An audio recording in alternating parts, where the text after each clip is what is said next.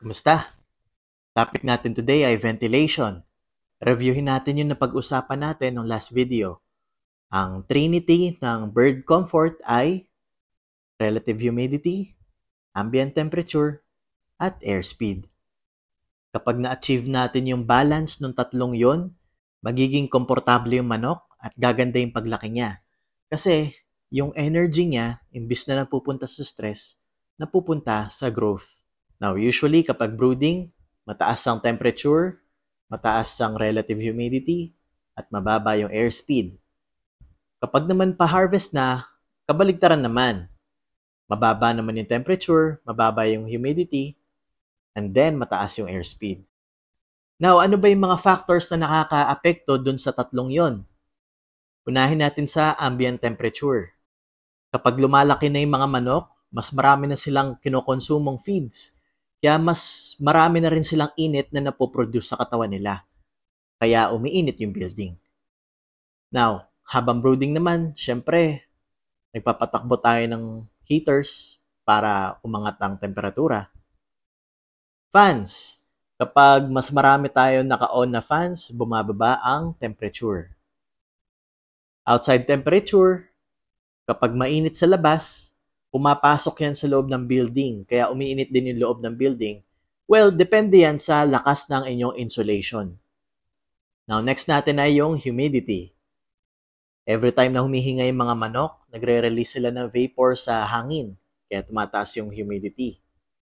Ganon din yung ipot, dahil basa yan, nag-evaporate din yung moisture at tumataas din ang humidity. Now, cooling pads, kapag nagpapatakbo tayo ng tubig, at nag-evaporate yon, ganun din, tataas din ang humidity. Fans, kapag nagpapatakbo tayo ng mas maraming fans, na ibubuga niya palabas yung excess na humidity, kaya bumababa. Now, kapag naman maulan sa labas, antemano, yung hangin na pinapasok natin sa loob ng bahay, meron na rin yung moisture content. Now, last is yung airspeed. Kapag mas marami tayong fans na pinapatakbo, mas mataas ang airspeed. At yung building dimensions din. Kapag mas malaki, mas malapad yung building, medyo mas mahina ang airspeed per fan. Ang pinakamagandang example niyan ay yung straw ng Zagu. 'Di ba, kapag malaki yung butas ng straw, mas mahirap sumipsip kaysa dun sa straw ng soft drinks. Parang ganun din sa building. Kaya pag-usapan natin muna yung fans. Ang recommended na airspeed ngayon 2024 ay nasa 800 to 900 feet per minute. At ang minimum naman ay nasa 600. Yun ay kung nasa malamig kayong area. Isipin nyo para yung laman ng savings account. Now, okay lang na meron kang minimum balance, pero kung may mangyari man, maganda kung meron kang baon na nandun, di ba? Now, sa standard na building size na 52 by 450, usually, ang nakakasang fans dyan ay nasa 10 to 12. 10 kung malakas yung fans na gamit ninyo. Kung mahina naman yung fans, dinadagdagan pa para ma-reach yung 800 feet per minute na recommended. Usually, ang gamit nila ay 50-inch or 54. Ang 54, medyo mas malakas. Kaya siguro pagka 54, baka 10 lang ang gamit ninyong fans. Parang ganun, may computation din yan. Now, galvanized or fiberglass, kapag malapit kayo sa dagat, maaring mas madaling mga lawang yung gamit ninyo. Kaya pinipili nila mag-fiberglass. Now, belt-driven or direct drive. Yung belt-driven, meron yung fan belt na nakakabit para yun ang nagpapaikot sa propeller ng motor. Yung direct drive naman, mismong yung motor ay nakakabit dun sa gitna ng propeller. Parang electric fan, parang ganun. Now, nagkakaiba lang yung dalawang yan sa efficiency at sa maintenance. Next ay meron ding fans na fixed speed tsaka variable speed. Yung fixed speed, on and off lang siya, either 100% or 0%. Yung variable speed naman, kaya mong kontrolin yung percentage ng lakas ng fan. Ngayon, merong na-inventong technology para dun sa fixed speed fans, nagkakabit sila nung VFD or yung variable frequency drive. Para kahit fixed speed fan siya, pag kinabit mo yung attachment na yon, pwede mo na rin makontrol yung lakas ng fan. Pwede ko siguro ma-discuss yung technicalities niyan kapag gumawa tayo ng fan comparison video, no? Pero sa ngayon, yung basic lang muna na ventilation. So move tayo. Yung mga klase ng ventilation. Unang-una, yung minimum ventilation. Now, ang purpose nito ay mainly for air exchange. Ano yun? Yung gastadong hangin na nagamit na ng mga manok, pinapalitan natin ng bagong hangin galing sa labas. Now, bakit natin kailangan palitan yung hangin? Meron kasi tayong mine-maintain na air quality. May laman yan na oxygen, syempre yung CO2. Now, yung ipot, tumataas yung ammonia at methane. Kaya kailangan nating ilabas yung mga harmful na elements at mapalitan ng bagong hangin. Kailangan rin natin tanggalin yung excess na humidity. Kasi pag di natin natanggal yun, may hirapan yung mga manok. Now, itong minimum ventilation, ginagamit lang natin to kapag hindi natin kailangan palamigin yung bahay. Kapag brooding, kapag maulan or malamig ang panahon, o kaya naman paggabi. Now, nagbabago-bago rin yung minimum ventilation depende sa age tsaka weight ng manok. Kapag lumalaki na yung mga manok, medyo mas marami ng heat at humidity na na-generate, kaya tinataasan din natin yung minimum ventilation. Now, usually, minomonitor yung relative humidity. Kapag tumaas yan, ibig sabihin, underventilated ang bahay. Ibig sabihin, konti yung ventilador. Kapag naman bumaba ng todo yung relative humidity, ibig sabihin, masyado tayo nagve-ventilate, overventilation. Now, sa brooding stage, kailangan nating i-make sure na tama yung mga sensors natin. Nakakalibrate, tsaka tama yung pagkakalagay nila. Yung height is nandun sa chicken level at yung nasa labas naman na sensor hindi nakadikit sa bakal. Kasi kapag uminit yung bakal, ang mariread na temperature yung temperature ng bakal, hindi yung hangin. Air quality. Gusto natin yung humidity nasa 50 hanggang 65%. Kapag bumaba, pwede nating bawasan ng 15 seconds yung fan. Kapag naman tumaas yung humidity, pwede rin nating dagdagan ng 15 seconds yung fan hanggang sa mag-stabilize na siya. Now, ammonia, kung meron kayong ammonia meter, nasa 25 ppm ang maximum niyan. Kapag wala, ginagamitan natin ng nose test. Pero bago masana yung ilong natin sa loob ng bahay, kailangan pagpasok ng building, ina-assess nyo na agad kung ano yung amoy. Now, ang CO2, kapag meron kayong CO2 meter, nasa 400 ppm naman yan.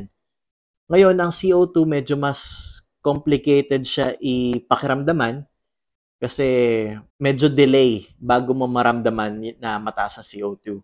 Parang nahihilo ka na or parang kang hihimatayin, parang ganun. Ibig sabihin, masyado na mataas ang CO2 nun. Now, tumataas din yan kapag nakasindi yung LPG, yung pagka nag-heater tayo. Kaya mahalaga na mabalanse natin yung minimum ventilation, yung air quality, tsaka yung temperature habang brooding. Ang ventilation, pagka umabot na ng day 7, nasa hanggang 5 fans na siguro yan. Well, depende sa airspeed ninyo per fan. Now, sa temperature, ang gusto natin sa day 1 ay nasa 33 degrees. Gradually natin yung ibababa hanggang sa day 7, ma-reach natin yung 31. Now, yung heater, nag-on and off yan based sa plus-minus 0.5 degrees. Now, ang next na klase ng ventilation ay yung maximum ventilation or yung tunnel ventilation. Ang purpose naman yan tanggalin na yung excess na init ng bahay. Usually, ginagamit yan kapag lumaki na yung mga manok and kaya na nilang i-handle yung airspeed na ganun kataas. Bukod sa natatanggal niya yung init sa loob ng bahay, nag-i-introduce din siya nung wind chill effect. Now, sa wind chill effect, ang pinakamagandang example niyan ay yung pagka nakakakita kayo ng motor sa highway. Diba usually naka-jacket sila? Well, una-una parang protection nila yun sa balat. Pero pangalawa is para hindi gaano malamig. Diba nga kahit tirik yung araw, naka-jacket sila? Kasi yung hangin na sumasalubong sila, yun ang nagpapalamig sa katawan nila. Now, kung i-apply natin yan sa poultry, hindi naman natin pwedeng patakbuhin yung manok doon sa kahabaan ng building. Kaya binabaliktad natin yung hangin na yung pinapadaan natin sa building. Yun yung nagpapalamig sa katawan ng mga manok. Now, ginagamit natin yung maximum ventilation kapag mataas na yung humidity and mataas yung temperature. Kumbaga, binubuga natin palabas yung excess. Now, meron pa ring limitasyon yung maximum ventilation. Well, unang-una, kapag hindi pa kaya ng mga manok yung airspeed na ganong katakas, hindi mo pwedeng patakbuhin lahat ng fans. Second is, kapag mainit na talaga sa labas, kunyari 36, 37, 38 na sa labas, yung outside temperature, hindi na rin nakaka-wind chill effect dahil mainit na mismo yung binubuga mong hangin. Ang next yung pagka mainit na, tapos bumaba pa yung humidity natin. Kailan kaya nangyayari yun? Kapag na-overventilate natin yung bahay, tapos hindi pa niya kayang palamigin, nauubos na natin yung relative humidity sa loob ng bahay. Tapos, hindi pa rin na lumalamig yung mga manok. Kaya, ang next step natin na gagawin, yung magpatakbo na ng cooling pads. Kailangan na natin yung evaporative cooling. Kapag nagpatakbo tayo ng cooling pads, yung tubig na umaandar doon, na nag-evaporate, nagiging water vapor. At yun yung hinahatak ng fans palabas. Kaya pala lumalamig yung pakiramdam ng mga manok. Kasi yung tubig na merong airspeed, nakakalamig pala yan. Di ba pagka bagong ligo, tapos nakatapis pa lang ng tuwalya, tapos tumapat ka sa electric fan, ang lamig. Ganon din yung konsepto niya. Now, take note, kapag nagpatakbo tayo ng cooling pads, tumataas ang humidity natin. Kaya okay siyang gamitin kung bumaba yung humidity, pero kung nasa 70 degrees na yan, tapos nagpatakbo ka ng cooling pads, may hirapan na huminga yung mga manok.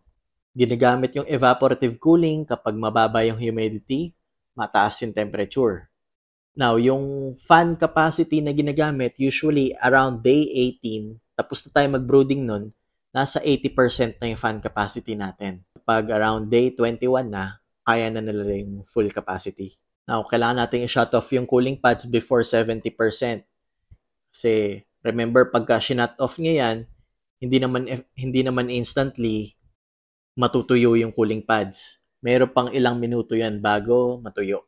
Kaya habang pinatay nyo yan, medyo nag-i-introduce pa rin kayo ng konting moisture. Now, review lang natin ang 3 pinakamahalagang bagay para mapakomportable natin ang mga manok ay yung relative humidity, ambient temperature, at airspeed.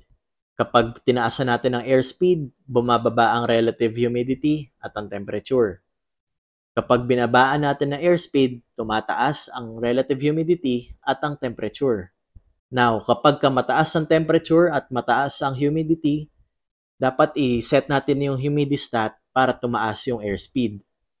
Kapag mataas ang temperature at mababa ang humidity, kunyari, tag-init, dry season, kailangan natin gumamit ng cooling pads. Kapag naman mababa ang temperature at mataas yung humidity, kunyari rainy season, hindi mo na kailangan palamigin ng bahay, kailangan nating i-increase ang minimum ventilation. So, yun lang. Ang next video natin ay paano ba natin i-assess yung bahay kung okay ba yung ventilation natin. So, abangan nyo yan, subscribe, and thank you.